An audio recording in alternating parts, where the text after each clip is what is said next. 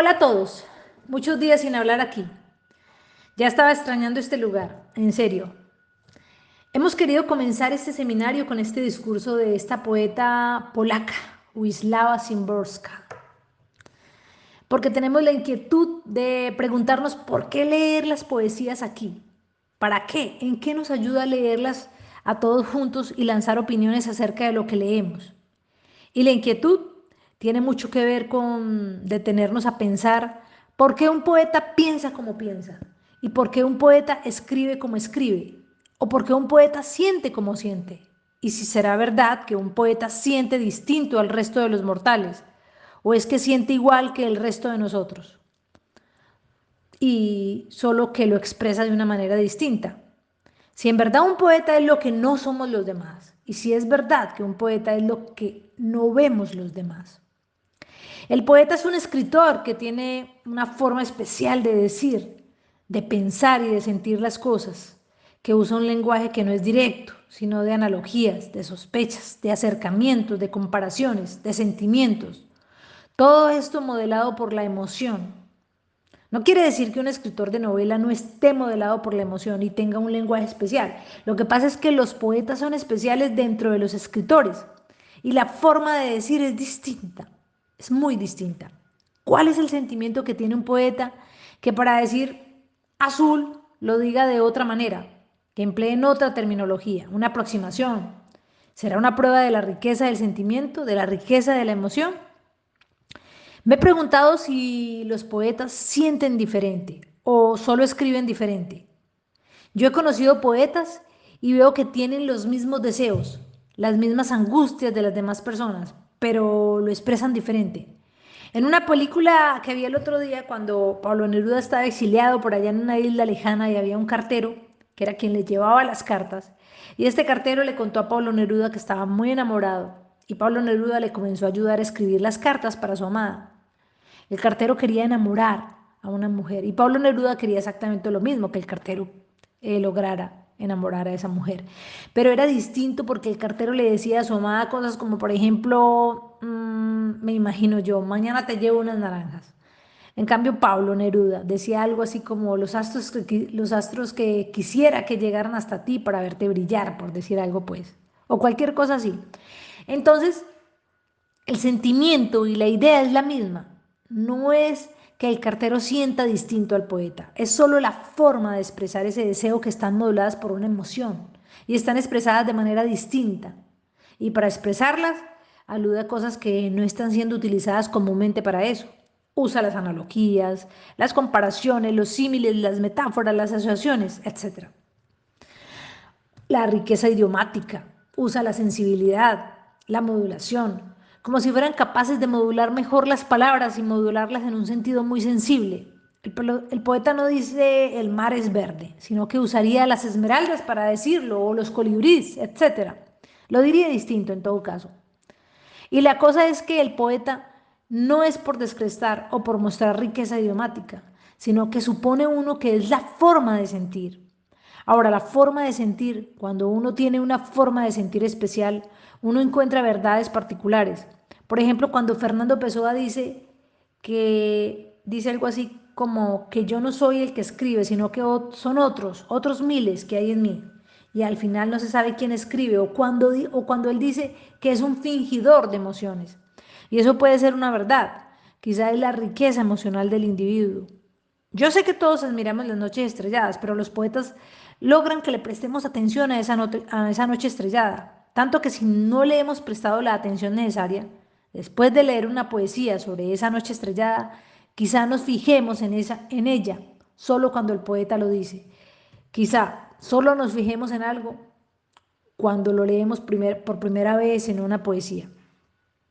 Entonces, el relieve de las cosas es distinto para el poeta. Ahora no hay un entrenamiento para ser poeta, como si existe para los escritores, para otros escritores. No que no existe entrenamiento para la poesía, lo que no hay es entrenamiento para el poeta. De hecho, las primeras poesías de un poeta son menos hermosas y menos elaboradas que un poeta que ya ha escrito muchas. Uno lo ve cuando lee los poetas cuando están jóvenes, a cuando ya llevan un recorrido. Dentro de la poesía sí hay entrenamiento, pero para ser poeta no existe entrenamiento, es decir, si nacen con una forma especial de decir las cosas, y no sé si de verlas, o quizás las dos, o de sentirlas, o quizás las tres, o quizás es que prestan más atención a lo que les causa lo externo, más atentos a leerse, a leer el efecto que les causa que los sentidos se pongan afuera. Los poetas cuando comienzan a escribir, empiezan a escribir en forma poética, buenos o malos, pero son poéticas. ¿Y qué determina que un poeta quiera escribir poesía y no novelas y no cuentos? ¿Por qué dentro de los escritores a un ser le da por poner cosas en poesía? ¿Por qué el lenguaje es encriptado muchas veces? ¿Es para los poetas encriptado lo que escriben o solo es para todos nosotros sus lectores? Yo creo que un poeta primero lo piensa y luego lo encripta, pero es su forma de expresarse cuando lo escribe, pero no cuando lo piensa. Cuando lo piensa lo habla o en sus diálogos no habla en forma encriptada o no piensa encriptado. ¿O sí? Yo creo que no. Es muy difícil pensar en forma encriptada. La inspiración es otro tema al que se refiere Wisława en este discurso. Recordé la vida de un amigo que es Eduardo Gómez, que es un poeta de profesión, si se puede llamar así, casi con 90 años, que me contó hace poco que cuando tenía 6 años, en su pueblo Miraflores, en Boyacá, donde vivió su infancia, donde nació además, escogieron al niño más bonito, más blanco, más rubio y el de ojos verdes que existiera en el pueblo para subirlo en una procesión en Semana Santa. Para subirlo pues a una carroza que iba a participar en una procesión, para que representara a Jesús cuando era niño. Lo subieron a una carroza con una túnica blanca y un gorro especial blanco de seda. Y Eduardo Gómez, que ya era poeta a sus 6 añitos, sintió a esa edad una conmoción tal al ver que todos lo alababan y todo el mundo quería tocarle los pies y que se sintió adorado y se sintió en medio de esa muchedumbre y se sintió tan especial y todo el mundo lo miraba y le tiraban flores. Se sintió muy especial y se sintió casi que ungido por el Espíritu Santo, me dijo. En ese momento él quiso que eso durara para toda la vida, eso que sentía ese niño de 6 años. Y él cree que ese fue, digamos, un hecho que marcó su inspiración para ser poeta. Comenzó a mirar distinto todo después de este suceso. Otro niño que no fuera poeta quizá no habría sentido y no habría vivenciado esa experiencia como la vivió él, y no habría significado lo que significó para Eduardo. Quizá para otro niño habría sido chistoso, se hubiera cansado, se hubiera aburrido, le hubiera parecido como un juego, pero para Eduardo fue otra cosa. Entonces, ¿qué es la inspiración? Wisława dice que el poeta siempre está en una eterna pregunta y que está relacionada con el asombro. Y los demás no tenemos esa eterna pregunta y y no estamos asombrados constantemente. Yo creo que la forma de pensar las cosas para un poeta es la misma de las demás personas, pero la forma de expresarlas es distinto. Quizá por eso, por esa riqueza lingüística y semántica, puede utilizar bastantes palabras. El poeta, por algo que no se sabe, escribe de manera diferente y trata de expresar en cada palabra todos los matices que puedan existir en una palabra. El azul lo trata de mostrar no solo como el color azul, sino como el sentimiento azul. Intenta juntar el sentido del oído y el sentido del tacto y el sentido de la visión. Es decir, intenta juntar todos los sentidos. El poeta es quizá esa persona que es capaz de ver los márgenes que separan cada sensación de otra. Es capaz de ver las márgenes que separan una sensación de otra. Y es capaz de observar y de quedarse mirando ese margen. No salta a la siguiente sensación, sino que se queda explorando ese margen que no vemos el resto. El resto saltamos a la siguiente sensación con rapidez. El poeta no. El poeta se queda en el margen. Para el poeta una misma experiencia tiene una verdad y quizá tiene otra cara que no lo es decir, una misma vivencia puede ser contradictoria.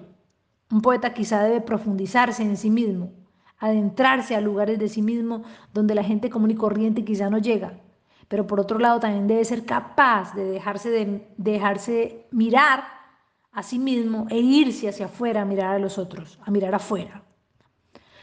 En una entrevista que le hicieron a Margarita Yourcenar, dijo algo que me gustaría traerlo aquí porque tal vez nos da luces para poder entender qué es un poeta. Ella decía, un escritor, cuando decide escribir algo, se dice a sí mismo, estoy pensando en algo, estoy sintiendo algo, me estoy diciendo algo.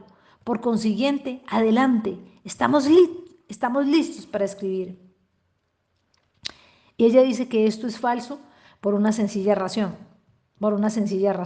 Ella dice, piensa, se pregunta, piensa, siente, se dice realmente algo o lo que surge de su mente no es más que una especie de reflexión, de polvo, de algo que ha oído, que le han dicho, que cree sentir o que piensa creer. Es decir, en ese momento estamos a años luz de la realidad. Y dice Margarita Yourcenar que cree que el primer deber de un escritor es la atención, prestar muchísima atención a lo que él mismo siente. Una atención, diría, que casi médica, una atención casi científica para no equivocarse, para no confundirse a sí mismo. Y una inmensa atención al universo que le envuelve. Bueno, esto es lo que me hizo pensar este discurso de Wisława Szymborska, quien trata de definir cuál es el alma que debe tener un poeta para escribir. Ahora quiero escucharlos a todos ustedes. Quiero saber qué les hizo pensar este discurso. ¿Cómo ven ustedes? ¿Por qué creen que es importante esto que vamos a hacer este año, de empezar a leer las poesías, tratar de pensar en ellas, tratar de escudriñar qué es lo que el poeta nos quiere significar o qué nos quiere decir? Queda abierto el chat para los comentarios y los espero muy especialmente. Un abrazo.